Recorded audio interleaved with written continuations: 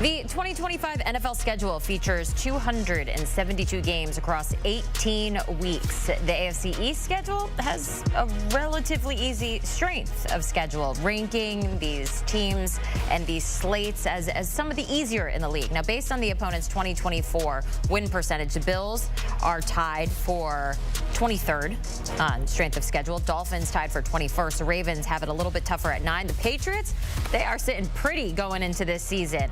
Looking at an easy slate at 30th.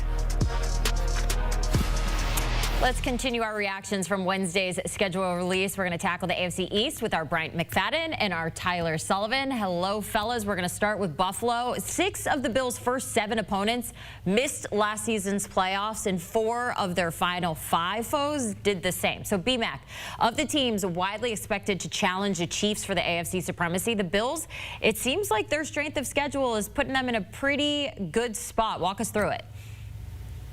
Yeah, no question. Of course, that first ball game, week 1, I consider to be the week of unknowns because you're seeing a new team for the very first time. Even if they retain some of their coordinators from a year ago, it's a brand new team. But they're facing off against the Baltimore Ravens. You get the Baltimore Ravens at home. That's a major plus. Remember, in the regular season matchup a year ago, they had to travel down to Baltimore in a primetime matchup, and that was a daunting test for them that they eventually failed. But I love them in that spot. I like them to win that ball game. You look at the Jets, of course, taking care of their business. Me personally, Tyler, Jenny, when I look at the Buffalo Bills schedule in totality, I see 13 wins for sure, potential 4 losses. And the 4 losses that I have when you look at their schedule is Kansas City, Houston, Philadelphia, and New England. 2 road games being lost and 2 home games being lost. But in all, I can easily see the Buffalo Bills winning at the bare minimum 13 games. Yeah, I'm right there with you, BMAC. I think 13 wins is dead on for the Buffalo Bills. And the thing that stands out to me with this schedule is there's really not a lot of windows for them to have potential losing streaks. You talk about there's a lot of heavy hitters on this schedule. You talked about it right out of the gate, the Baltimore Ravens. I think that they actually lose that game at home. I think Baltimore comes in with a little bit more of a chip on their shoulder in that game. But outside of that, you see, the Kansas City Chiefs, they're sandwiched in around. I think it's the Carolina Panthers and the Miami Dolphins. You have the Philadelphia Eagles late in the season. They're sandwiched around opponents that aren't particularly that scary to the Buffalo Bills. So there's a lot of cushion in between these heavyweights, and I think that's only going to help them kind of pad those stats to get to 13 wins and still be a force, be a threat to be the #1 seed in the AFC. I think they did a lot of good things this offseason, adding Maxwell Harrison in the secondary, Joey Bosa at pass rush. This was a defense that struggled last season, particularly on 3rd down. They were the 3rd worst in terms of their opponents being able to convert on 3rd down in the NFL. We've seen Josh Allen be Herculean. What was really being the hamstring to this team last year was their inability to get off the field. I think they fixed that. I think they finished 1st in the AFC East. And when that 13 wins, they rival for the 1 seed. Yeah, of the 8 teams playing a first-team schedule in 2025, the Bills have it the easiest, and that is notable because first-place teams have done well in that situation since the NFL switched to that 17-game schedule back in 2021. Speaking of the Bills, we're going to talk about the Dolphins next. The Dolphins get the Bills in Buffalo early in the season when the weather is still good, so that's a plus. They have a tough middle stretch, though. They host the Ravens on a short week. Then they have the Bills again before a trip to Spain, facing off against the Commanders. All 3 of those opponents finished in the top 5 in scoring last season. So, BMAC, what's your overall take on the Fins schedule? You talked about that difficult stretch in the middle of the season. I think this is going to be a difficult year for the Miami Dolphins. And the reason why I say that, just look at the personnel side of things. It's safe to say this current group of Miami Dolphins, they're not the same in terms of talent as what we watched last year with them, especially when being healthy. So I think this is a lesser talented team and a very, very difficult schedule. I see them, the Miami Dolphins guys, best case scenario for me, I'm sorry, Dolphin fans, but 8-9. I think that's a realistic record for the Miami Dolphins. When you look at some of the teams they will face off against, you look at Buffalo, of course. I think Buffalo is the cream of the crop, not just in their division, but in the entire AFC. I love Baltimore. I think New England would be a much improved team compared to what we saw last year. And then you look at other teams. You look at Atlanta. You look at Tampa. This is a very, very more of a talented team than what we saw last year in 2024. So I see the Miami Dolphins, Tyler, 8-9 is the record for me. I think that is a realistic number when you look at the entire roster and, of course, the schedule. Well, B-Mac, if they're not going to like your 8-9, they're not going to like my 6-11, because I don't think this Miami Dolphins team is going to be particularly good. I think it's a tough schedule. It's easy out of the gate. I think you might kind of get some fool's gold out of the chute here, where you have the Indianapolis Colts, you have the New England Patriots at home. That's typically been a house of horrors for New England, going down to Miami early in the season.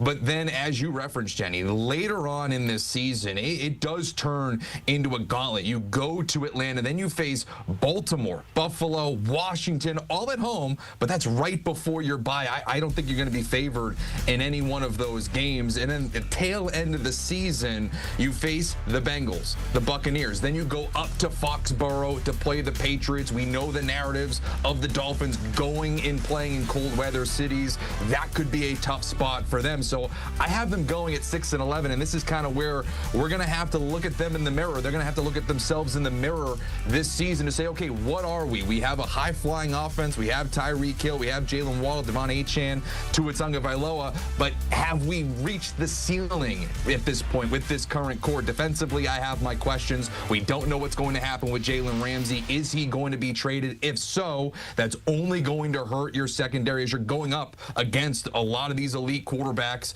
in the AFC. So right now, I have the Miami Dolphins at 6-11, which could rival last place in the AFC East. Right now, that's plus 230. You mentioned how they fare on the road, especially in cold weather. Over the past 3 seasons, the Dolphins have the 4th best home record in the league, 18-7. Everyone loves coming down here to Miami and playing some football. You mentioned the Patriots as well. So if you're looking for a surprise playoff contender, one team to definitely watch, which excites me, is the New England Patriots. The Pats have the easiest strength of schedule in the AFC. And before we dive in, just a quick note here. The teams with the easiest schedule in the AFC have finished with a winning record of 7 straight seasons. That is a positive for the Patriots fans out there. Tyler, Mike Vrabel in his first year as New England's head coach, what can we expect? Yeah, and I'll do you one better in terms of fun little knick-knack stats here for the New England Patriots. Last year, they were favored in absolutely 0 games. They were not favored in a single game. This year, they're favored in 11 games as it's currently standing, and that is quite the night and day, and that's really a testament to the overhaul that this team put together. You mentioned Mike Vrabel, now the head coach, really gives them a high floor, in my opinion. And then, of course, they go into free agency, big spenders, Milton Williams, Robert Spillane, Stephon Diggs. You go down the list, they're going to be a lot better offensively, and we already know that they had pieces defensively, Christian Gonzalez to name one in the secondary. They're only going to be better there. I think this is an 11-6 team, and a lot of it has to do with, yes, Drake May coming into year 2, Mike Vrabel, the roster's better, but also this schedule is really easy. I'm looking at week 6 on. I mean, at New Orleans, at Tennessee, the Browns, the Falcons at home. That, to me, right there is 4 wins that you can inflate this record. And even at the tail end of the year, you go to New York, you face the Dolphins at home, like I mentioned earlier. There's a lot of pockets here where you can start piling up wins. So I think that this Patriots team is a double-digit win team and could be rivaling for a wild card spot. Yo, Tyler, I'm right there with you. I have the Patriots winning 11 games. To everything that you added, I'm right there with you. But what about this element in terms of the personnel, which is 10 times better than what we saw a year ago? They had the 2nd best coach in the division.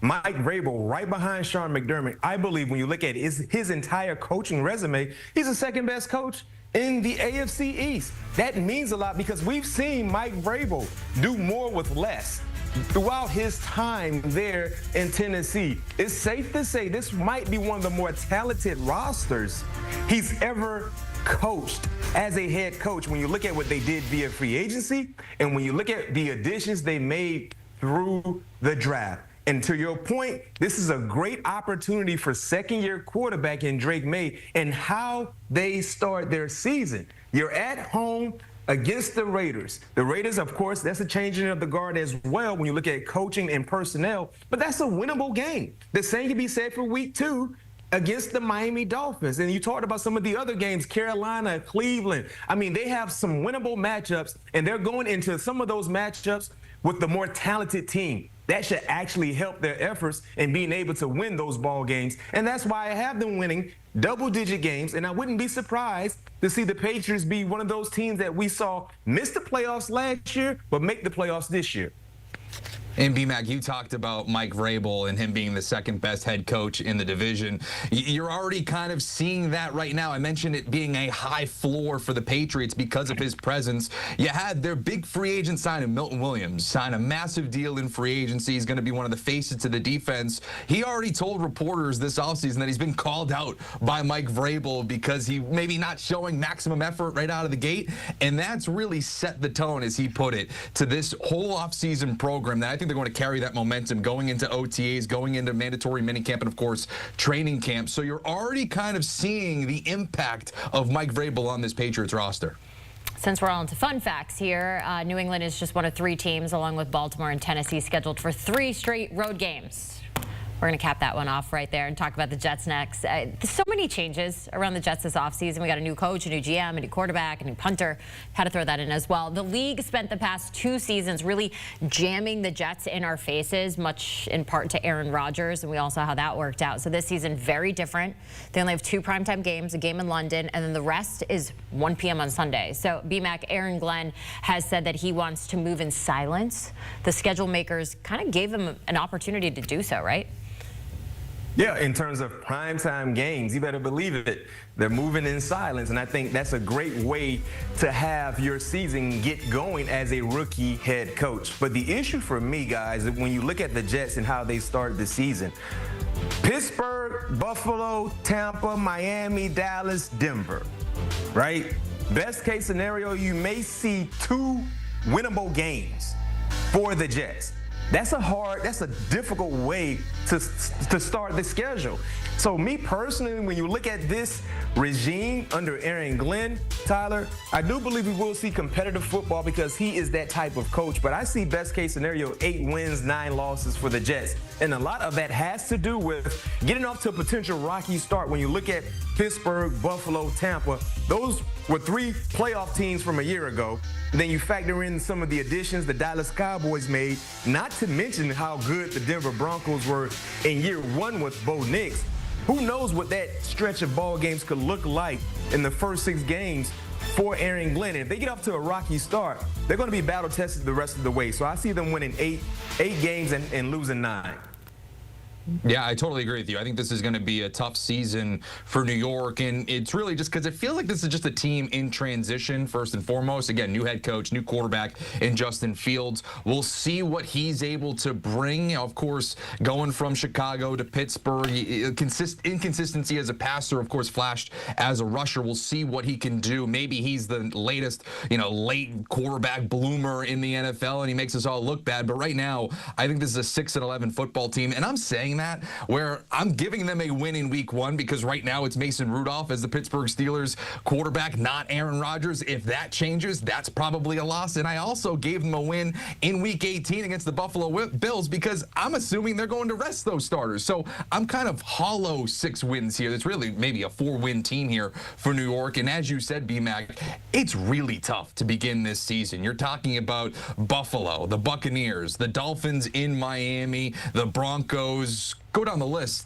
They're probably not going to be favored in any of those games. So right now, it's interesting to see this young roster. Again, I like a lot of these pieces. That's what's interesting. I like Garrett Wilson. I like Sauce Gardner. I like Will McDonald. I like Breece Hall. I like even Justin Fields to a degree, especially at the price that they got him. But I don't know how it's all going to come together. And right now, with a first-year head coach and unknown at quarterback, it's tough to really say that this is going to be like New England, for example, an 11-win team, a double-digit win team, despite that talent. Right now, I have them at 6-11. So you mentioned that tough stretch to start, and then you look at, they do face 5 consecutive squads that missed the postseason in weeks 13 through 17. So there's ebbs and flows to the schedule for all these teams. Bryant, McFadden, Tyler Sullivan breaking down the AFC East schedules. Of course, we'll have all the action all season long right here on CBS Sports HQ. And at CBS, we love the AFC. That's no secret. So make sure to keep it locked on CBS and HQ for all the news, highlights, scores, and more.